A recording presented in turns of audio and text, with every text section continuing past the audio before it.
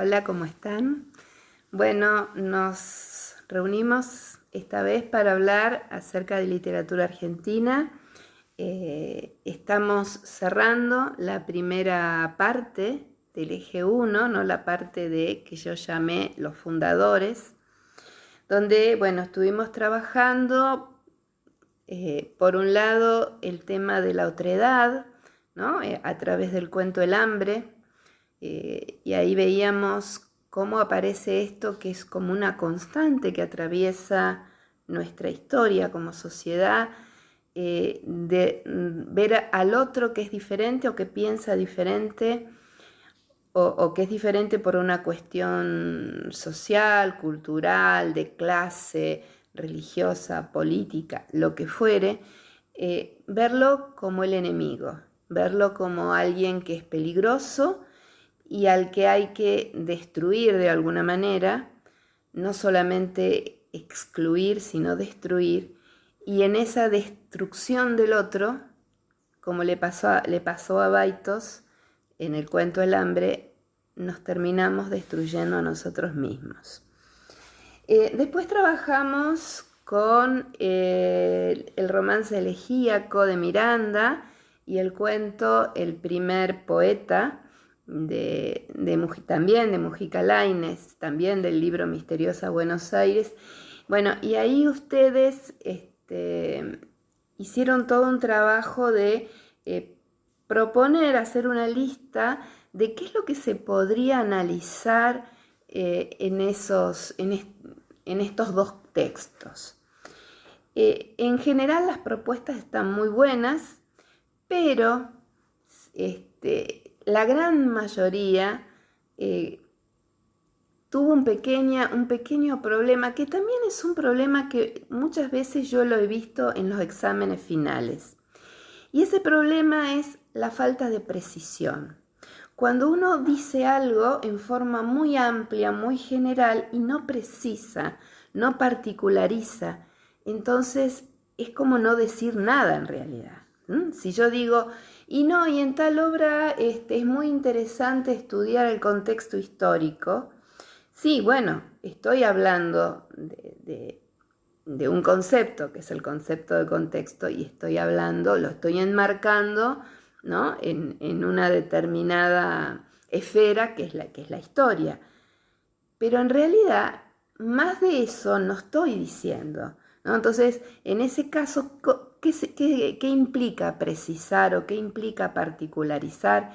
Y bueno, implica decir qué aspectos de ese contexto son los que voy a tener en cuenta en el análisis de este texto, ¿sí?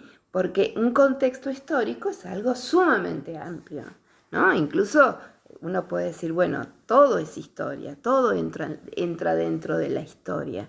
Entonces, bueno, otros pusieron los recursos estilísticos, sí, buenísimo. Pero ¿qué recursos estilísticos? Ahí yo tengo que decir metáforas, antítesis, comparaciones. Tengo que indicar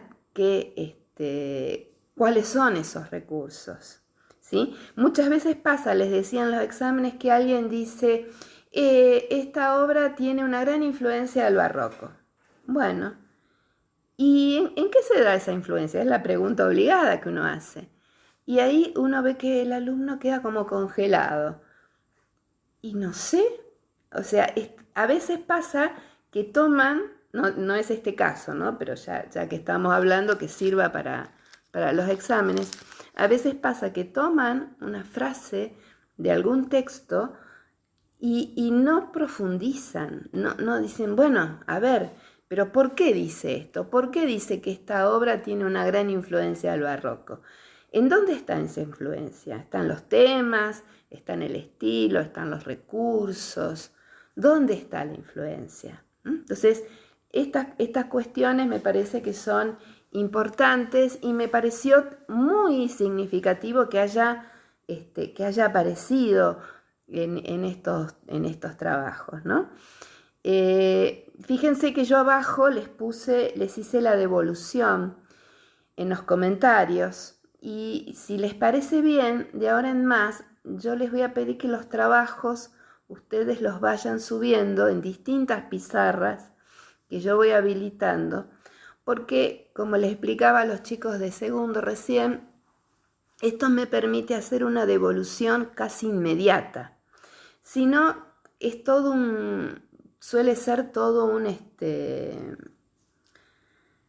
protocolo, porque yo tengo, supónganse, lo ponen en el aula virtual. Yo tengo que bajar del aula, o sea, descargarlo.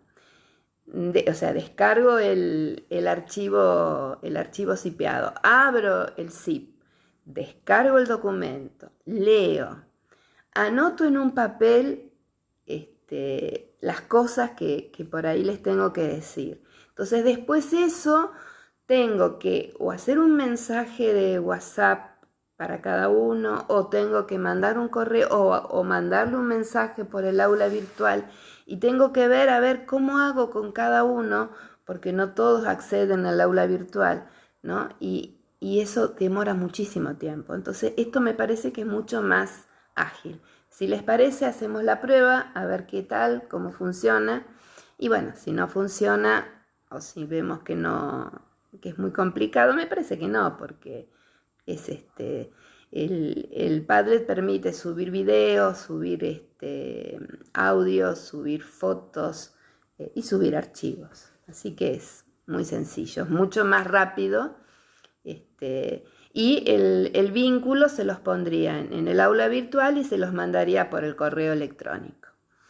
Bueno, y por último, retomando a esta especie de síntesis que estoy haciendo, ustedes están, supongo que terminando este trabajo acerca de la noción de patria, ¿no? Ustedes se acuerdan que el año pasado, cuando trabajamos semiótica, el discurso social, veíamos que la noción de patria es un fetiche, ¿no? Es algo sagrado, intocable.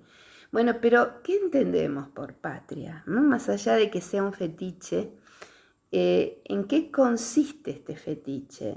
Entonces, bueno, ahí yo les propuse 3 autores que presentan una noción de patria que no es la noción convencional, pero que tiene que ver con la idea de patria, ¿no?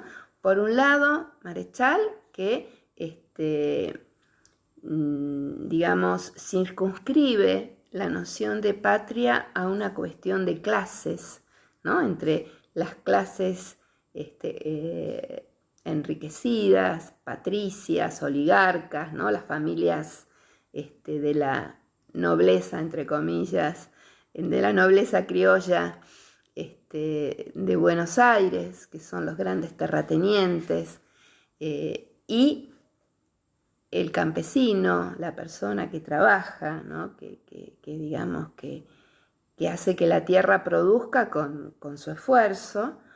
Entonces, por allí anda Marechal. Borges, que dice, bueno, toda patria se inicia con un poema heroico y con héroes. Y hace como una revisión y ve que no hay nada heroico en nuestros orígenes, ¿no? O sea, si uno relaciona con el cuento El hambre, por ejemplo, Buenos Aires, que a eso se refiere el poema de Borges, ¿no? Fundación mítica, y la palabra mítica ya nos está llevando a ese plano de lo heroico. La fundación de Buenos Aires no tuvo nada de heroico, ni de grandioso, ni de épico. Entonces, bueno, ¿cómo se las arregla él para darle una épica o para darle algún tipo de héroe, ¿no? Como para darle alguna, darle rango de cuestión mítica a una fundación que no lo fue. Entonces, ese es Borges. Y en un tercer momento, bueno, en tercer lugar, la canción de María Elena Walsh,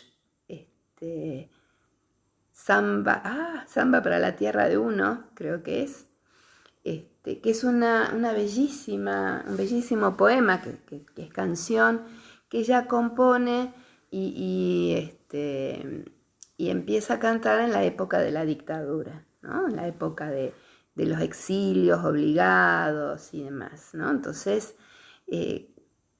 allí la noción de patria está vista desde otro lugar. Bueno, y con esto cerraríamos es una manera de decir, porque en realidad la idea no es cerrar, sino que queda abierto, pero hasta aquí llegaríamos por lo menos en esta primera parte del eje 1. En la segunda parte, el eje 2 toma dos momentos históricos que son muy importantes. Uno es la generación del 37, que tiene que ver con el gobierno de Rosas, unitarios y federales. Ahora vamos a hablar un poquitito de eso. Y el segundo momento es la generación del 80, que tiene que ver con la organización del país, donde el país empieza luego de que promulga la Constitución, ¿no? Comienza a organizarse. Buenos Aires deja de ser la gran aldea para convertirse en una ciudad más cosmopolita. Entonces, bueno, allí vamos a trabajar ese momento histórico, ¿no? Son dos momentos bien álgidos o bien significativos, ¿no? Por un lado, el gobierno de Rosas, que ya la figura de Rosas es sumamente polémica, y por el otro lado, el momento de el orden, ¿no? El progreso, y qué pasa con los escritores en ese momento. Y hablamos de generaciones porque en ambos casos hablamos de un grupo de escritores que son coetáneos, ¿no? que viven y se desenvuelven en una época en común. Y acá, cuando hablamos de, ahora sí yendo al punto de la generación del 37, se plantea una pregunta que también es muy polémica, es ¿cuándo comienza la literatura argentina? La respuesta más tradicional o más convencional dice no, la literatura argentina comienza con los primeros cronistas. Respuesta que para mi gusto es sumamente discutible por varias razones. Primero, que los cronistas no hacían literatura propiamente dicha, o sea, el término literatura ahí está usado en un sentido amplio, ¿no? La literatura como toda producción escrita. Estos cronistas que a veces viajaban con el adelantado, y a veces, como en el caso de Cortés y sus cartas de relación, eran el mismo adelantado, el mismo conquistador, el que tomaba nota, dejaba